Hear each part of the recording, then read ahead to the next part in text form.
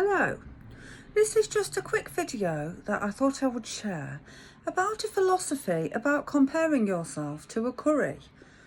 I've got a tree coming out my head actually. Yeah, very good. I didn't do that on purpose, but it looks quite good, so I think I'll just leave it there. Anyway, here's the story. Years ago, I used to date this bloke, right? Not for very long. I met him at the gym. I must have been about 22. At the time, I was working for civil service, just in an office, bottom of the rung, not going anywhere. I was quite happy just to get my money, go home, go out at the weekend, have a few beers, a bit of blast away. You know, this was in the 90s when things were good. You could just work on £2 an hour, pay your rent, get the bus, go out and have blastaways and special brew and things, get drunk, fall over, have a kebab, and everybody was happy. It was good in the 90s. Anyway, I met this bloke at the gym and we went on a few dates. And he was from London actually, and I'm from the Midlands. You know what he used to say to me? He used to say, "Marie, you should be doing better with your life." In the London accent.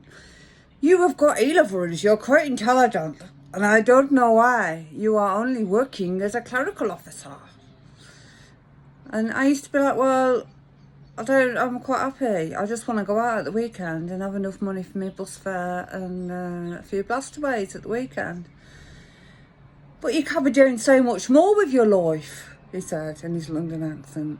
"You don't even drive a car. You should learn to drive a car." I said, "I don't want to drive a car. I'm quite happy just to get the bus and walk." And I could walk anywhere, most places anyway, because I lived in town, so I didn't want to learn to drive.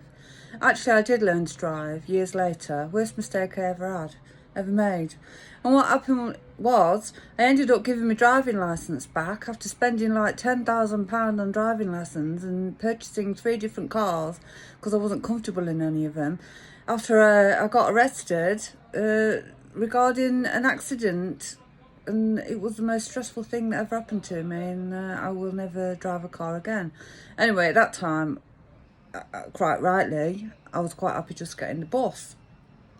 And he was pushing and pushing that I had A-levels and I should learn to drive and try and achieve more for myself than just working in an office and going home and having blastaways at the weekend.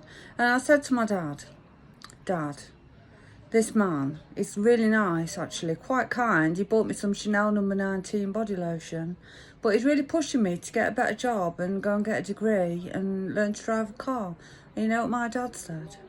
My dad said, "It's okay to be a cormer.